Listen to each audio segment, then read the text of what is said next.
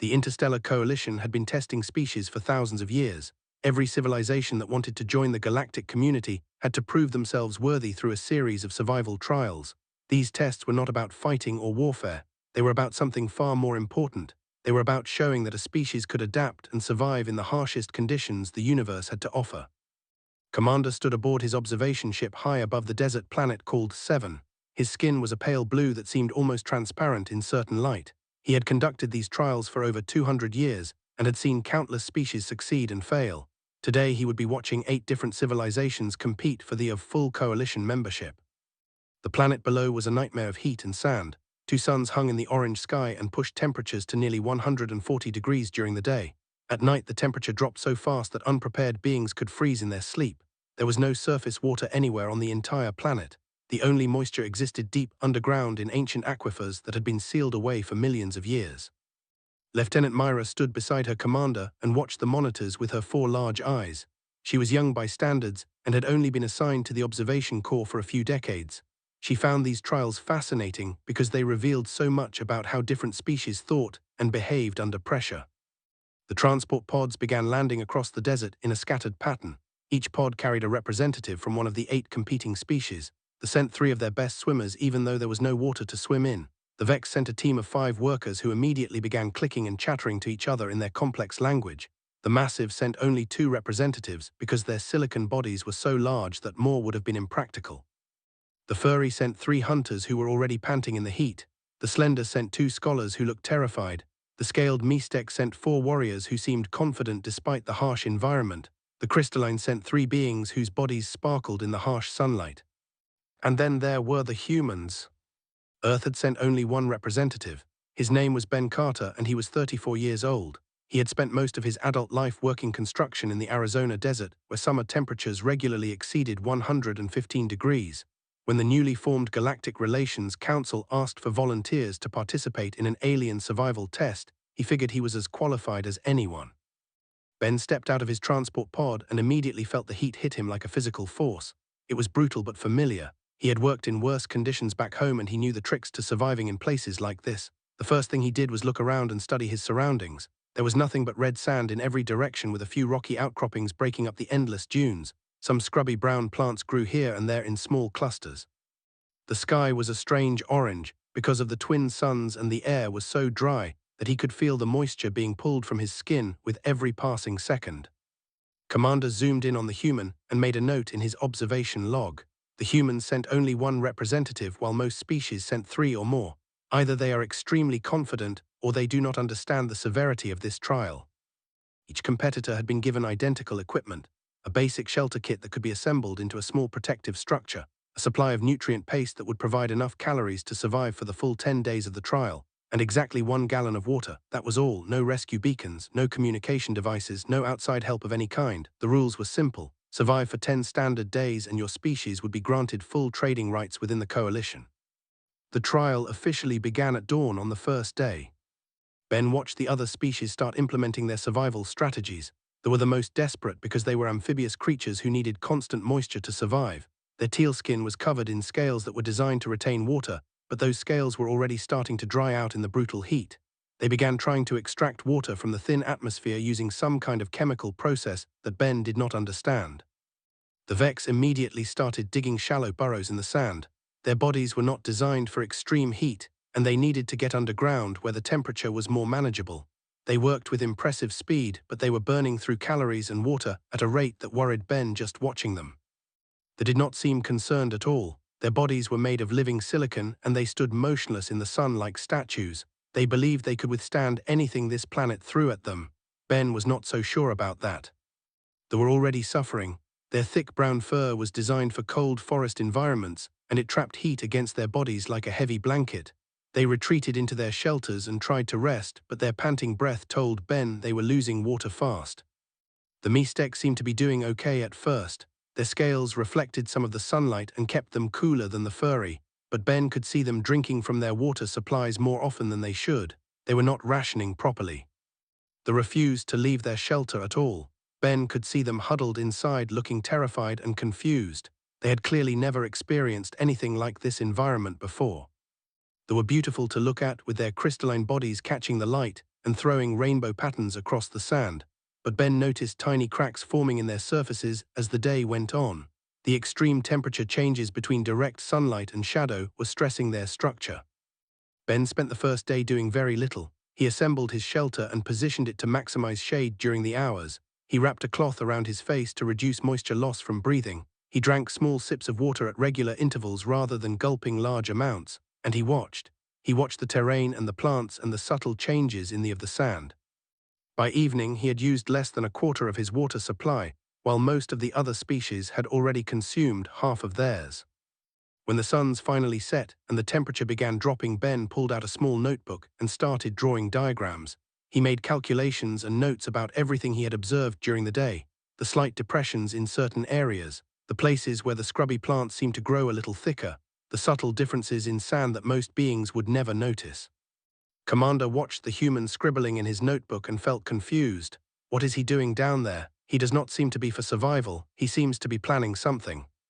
Lieutenant Myra had no answer. The human was behaving unlike any competitor they had ever observed before. The third day of the trial brought death to 7. They were the first to fall. Their crystalline bodies had been cracking since the first day, and now those cracks had become critical. The extreme temperature swings between day and night caused the minerals in their structure to expand and contract too rapidly. Small fractures spread through their translucent forms like spider webs across glass. They had no choice but to activate their emergency beacon and request evacuation. They were carried away on a medical transport looking shattered and defeated. The Mistec followed shortly after. Their jungle-adapted bodies simply could not handle the extreme dehydration.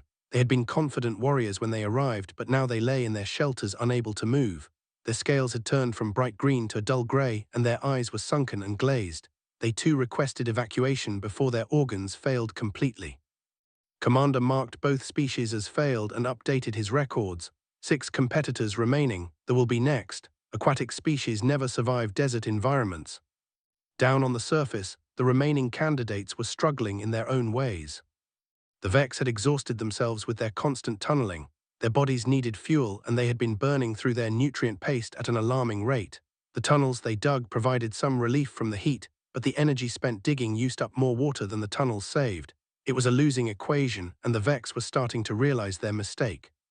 They stood in the same spot they had occupied since the first day. They had not moved and they had not spoken. They simply endured. But Ben noticed something the silicon beings themselves might not have accepted. Their joints were starting to stiffen. The moisture in the spaces between their stone segments was evaporating, and their movements when they did move had become slower and more awkward.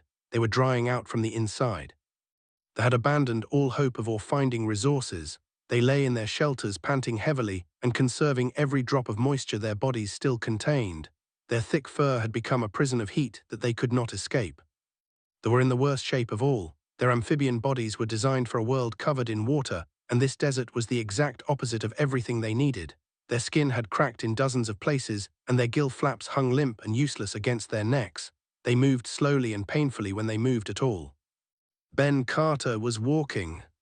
He had spent the past 2 days conducting a systematic survey of the terrain within a 10-mile radius of his landing site. He moved only during the early morning and late evening when temperatures were manageable. During the brutal midday hours, he rested in shade and conserved his energy. He carried his shelter on his back so he could set up camp wherever he needed to stop.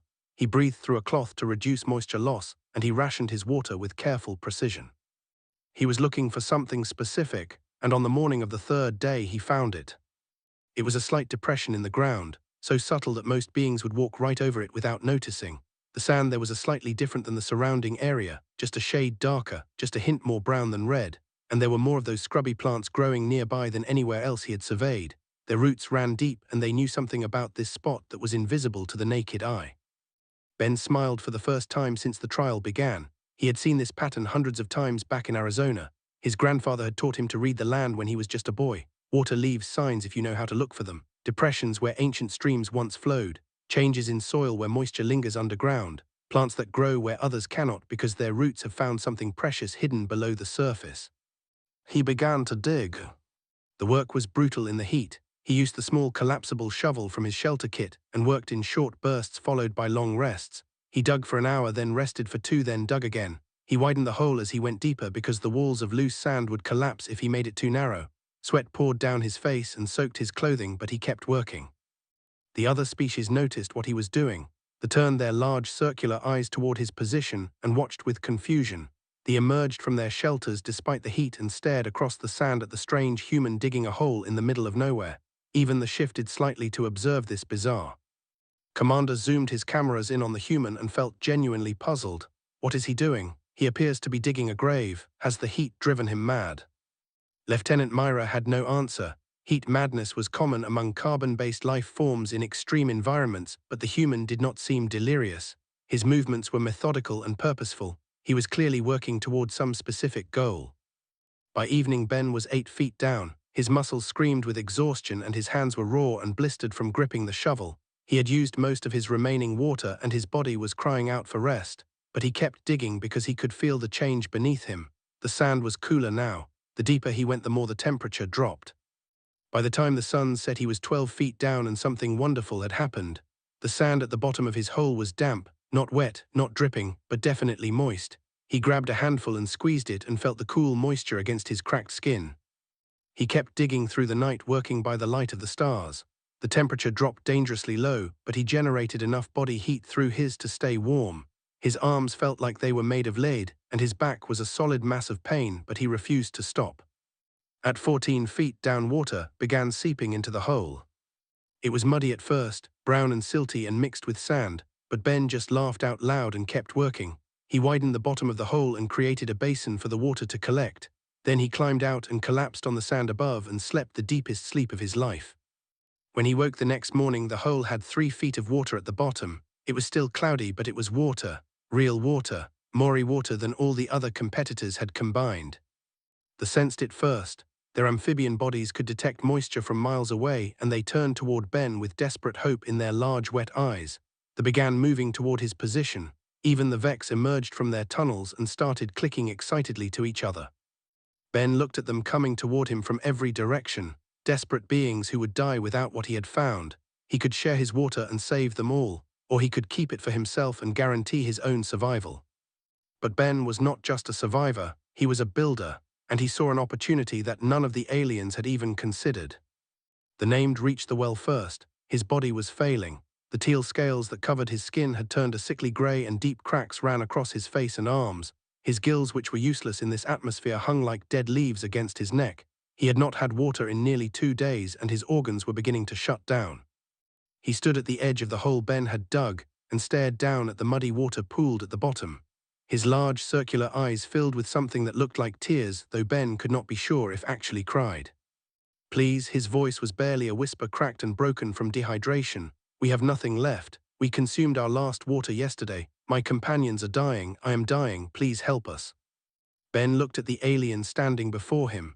This creature had traveled across the stars from a world covered in oceans. He had probably never experienced thirst in his entire life until he came to this planet.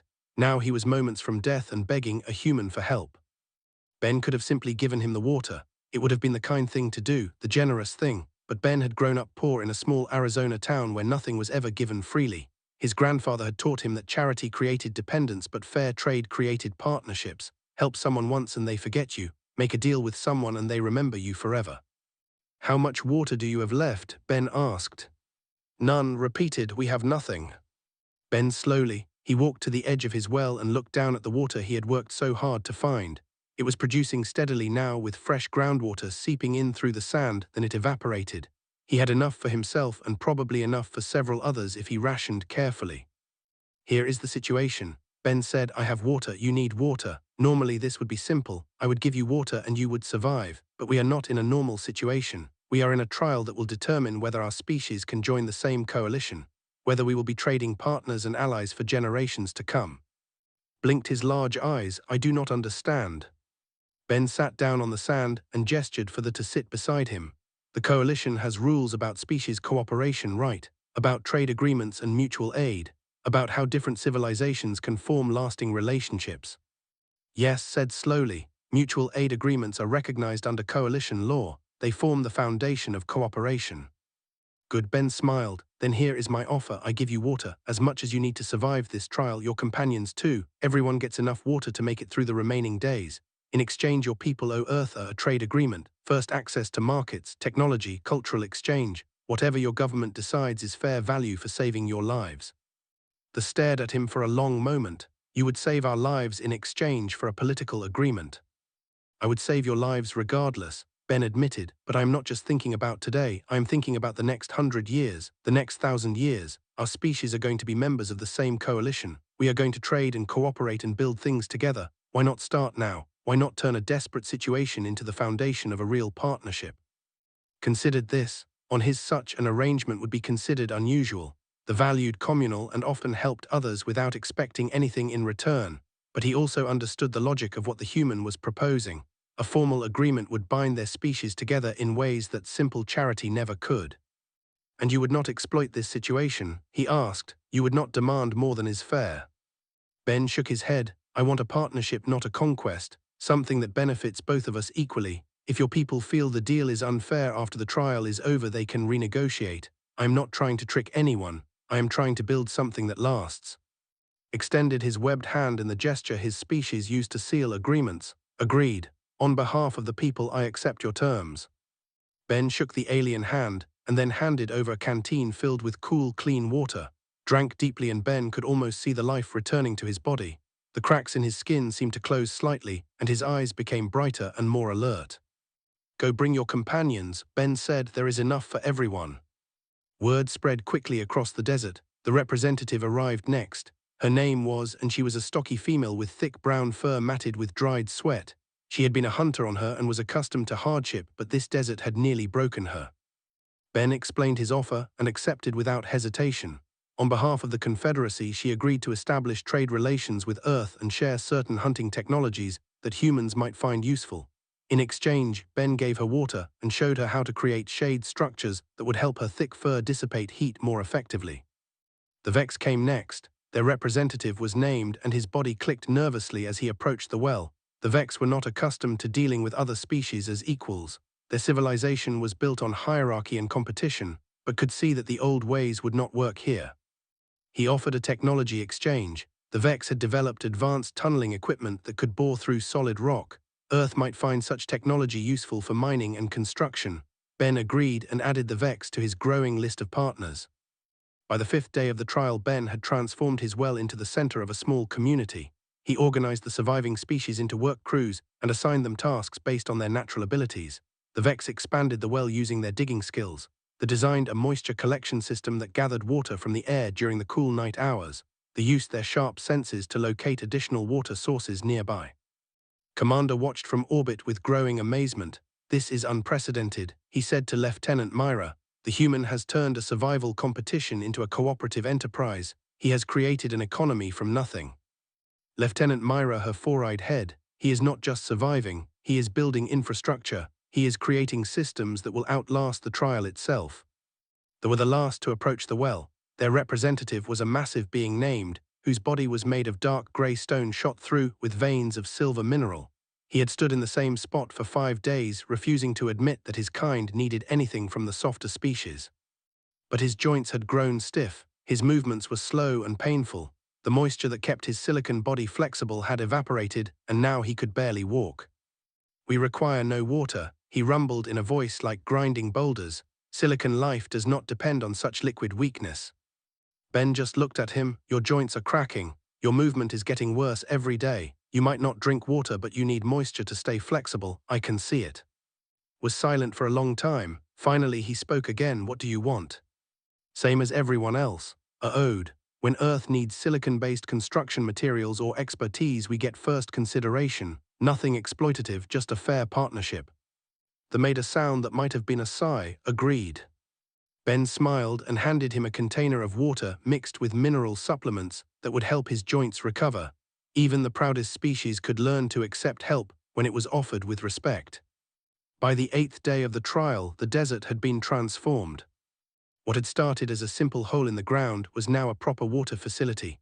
The Vex had used their natural tunneling abilities to expand the original well into an underground reservoir capable of holding thousands of gallons. They had reinforced the walls with a mixture of sand and their own hardening secretions, creating a structure that would last for years. They had installed their moisture collection system around the perimeter of the camp, and every night it gathered water from the cooling air and channeled it into storage containers. They had used their keen senses to locate 3 additional water sources within walking distance and had marked trails leading to each one. Ben had organized everything. He had created a council with one representative from each surviving species, and they met every evening to discuss the needs of the community. He had established a fair water distribution system that gave each being exactly what they needed based on their biology and activity level. He had even begun planning long-term improvements that could turn this temporary camp into a permanent settlement. Commander could not believe what he was seeing. He had conducted these trials for over 200 years, and nothing like this had ever happened. Species were supposed to compete against each other. They were supposed to struggle alone and prove their individual worth. They were not supposed to form alliances and build infrastructure and create economic systems. He contacted the Coalition High Council through the quantum communication link and requested an emergency meeting. Within hours, he was speaking to the most powerful beings in the galaxy. High appeared on the holographic display. She was ancient even by the standards of her long-lived species, and she had seen civilizations rise and fall across thousands of years. Her body was thin and elongated with skin, of polished copper and eyes that seemed to contain the wisdom of ages. "Commander," she said in a voice that carried the weight of authority, "your request for emergency consultation is highly unusual. What has occurred on 7 that requires such attention?" Activated his display screens and showed footage from the desert below. "Hi, I have been conducting planetary endurance trials for 2 centuries. I have watched thousands of species attempt to prove their worth through individual survival. Never in all that time have I witnessed anything like what is happening now." The footage showed Ben standing in the center of his camp, surrounded by beings from 5 different species. They were working together, constructing shade structures and expanding the water system and cooperating in ways that seemed almost impossible. The human did not merely survive, continued. He found water where none was visible. He created trade agreements with every other surviving species. He built a functioning multi-species community in less than 1 week. He transformed a survival test into the foundation of an interstellar economy. High leaned forward with obvious interest. "This is unprecedented. You are certain he received no outside assistance?" "I am certain," confirmed. "He did everything himself using only the basic equipment provided to all competitors. He found the water through observation and knowledge of natural patterns. He created the agreements through negotiation and fair dealing. He organized the community through leadership and practical problem-solving." Another council member spoke up, a being with crystalline features similar to the but far more ancient and stable. "What do you recommend, Commander?" Took a deep breath before. "I recommend immediate acceptance of humanity into the coalition with full trading rights.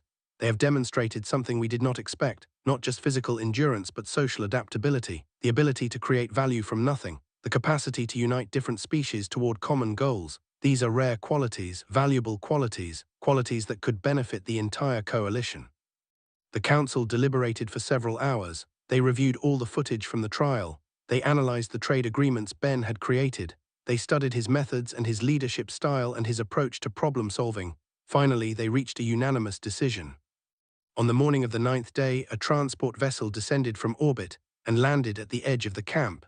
Commander emerged accompanied by a full diplomatic escort. He walked across the sand toward the dusty human who was busy reinforcing the walls of the main well.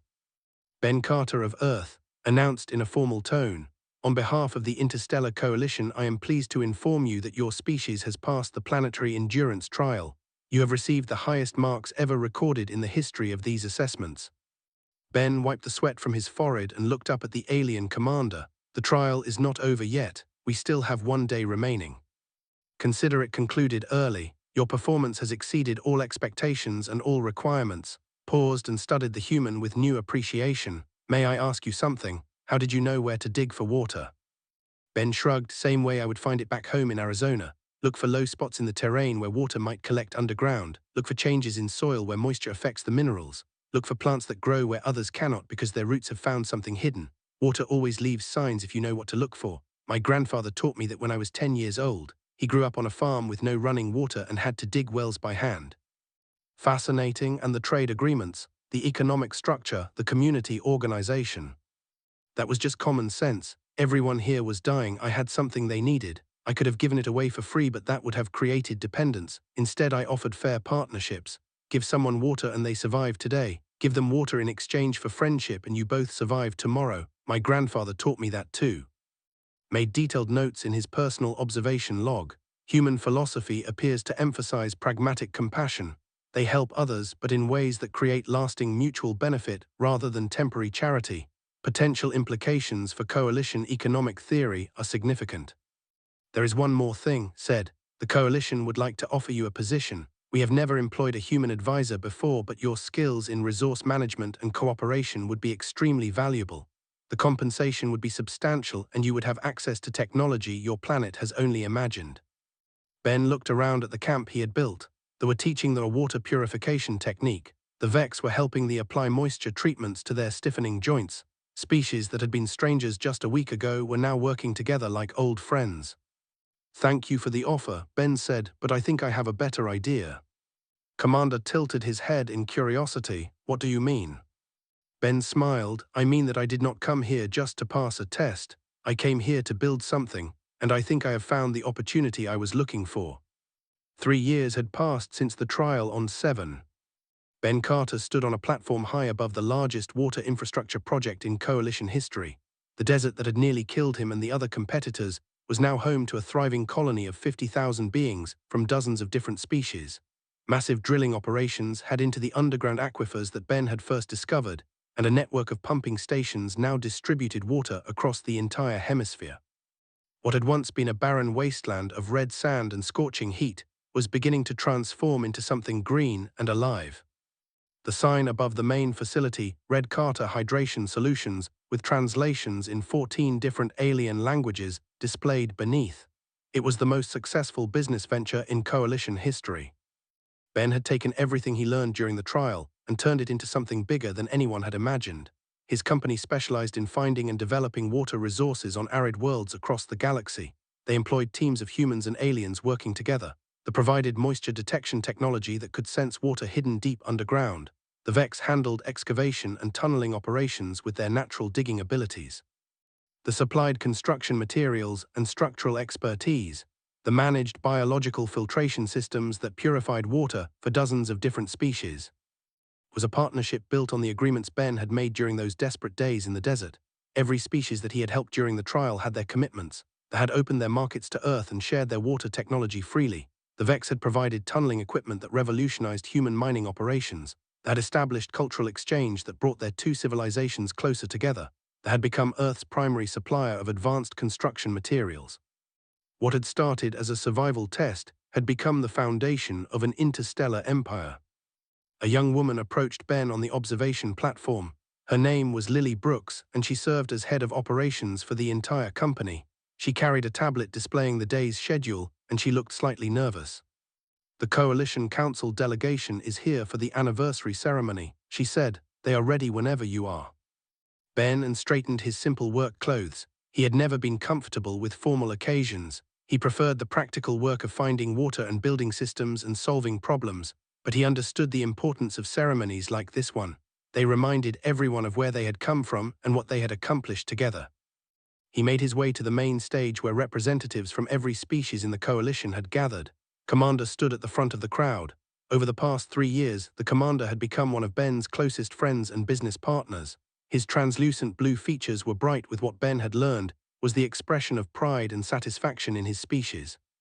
3 years ago, Ben began addressing the assembled beings. I came to this planet for a survival test. I expected to struggle alone for 10 days and then return home with a simple pass or fail mark on my record. What I found instead was an opportunity. He gestured to the sprawling facility around them, the drilling towers that reached toward the orange sky, the pumping stations that with constant activity, the housing complexes where thousands of beings from different worlds lived and worked side by side. Humans are not the strongest species in the Coalition. We are not the smartest or the longest lived or the most technologically advanced, but we have something that has proven valuable. We know how to look at a problem and find solutions that others miss. We know how to take nothing and turn it into something. We know how to build. They stepped forward. He no longer looked like the desperate dying creature who had for water 3 years ago. His scales were healthy and vibrant, and he wore the uniform of a senior executive in the company. When I first approached the humans, he said, I expected to receive charity, a gift given out of pity to a dying being. Instead, I was offered something far more valuable, a partnership, an agreement between equals that has made my people wealthier and more connected than we have ever been before. They spoke next. Her thick fur was clean and well-groomed, and she stood with the confidence of someone who had found her place in the universe. My species believed we would fail the trial. We are not suited for desert environments and we expected to die in the heat. But the humans showed us that survival is not about individual strength. It is about building systems that benefit everyone. It is about cooperation and mutual support. Those lessons have transformed our entire civilization. Even the raised his massive stone arm in. His silicon body gleamed with health, and his joints moved smoothly thanks to the moisture treatments that had become standard in his species. We underestimated these humans, he rumbled in his deep voice. We believed they were soft and weak because their bodies are made of flesh and water. We were wrong. They do not conquer through force. They conquer through cooperation. They build networks of friendship and trade that bind species together more tightly than any army could. It is a far more effective strategy than anything we had imagined. The crowd made sounds of agreement in a dozen different languages. Ben smiled and concluded his speech. The coalition tests species to see if they are worthy of membership. I think that is the wrong question. The right question is, what can we build together? What can we create that none of us could create alone? Because that is what humans do. We find resources where others see nothing. We make connections where others see only differences. We build things that last. After the ceremony ended, Ben walked alone to the original well site. It had been preserved as a historical monument, with a small plaque marking the spot where he had first broken ground. A garden surrounded it, now filled with plants from a dozen different worlds that had been adapted to grow in the desert soil. He knelt down and touched the sand, remembering those first desperate hours of digging. He had been exhausted and dehydrated and unsure if he would find anything at all. His grandfather's voice had echoed in his mind the whole time. Water is always there, son. You just have to know where to look. He had found water, but more importantly, he had found something else. A place for humanity among the stars. A future built on cooperation rather than conquest. A reminder that the simplest skills applied with wisdom and generosity could change everything. Ships from across the galaxy crossed the sky above him, carrying new colonists and supplies and equipment. Carter Hydration Solutions now had projects on 47 different planets, with more proposals arriving every day. Humanity was no longer just a minor species hopping for acceptance. They were becoming essential to the continued growth and prosperity of the entire coalition. Ben stood up and brushed the sand from his knees. There was more work to do, more worlds to develop, more partnerships to build. The universe was vast and filled with problems waiting to be solved. He walked back toward the facility where his friends and colleagues were waiting, and Vex and humans all working together toward common goals. It was exactly what his grandfather would have wanted. An old man who had dug wells by hand on a small Arizona farm had taught his grandson lessons that now shaped the future of civilizations across the stars. Simple lessons about finding what you need and what you have, and building relationships that last. Ben Carter smiled as he returned to work. There was water to find and deals to make and a galaxy to help transform. His grandfather would have been proud.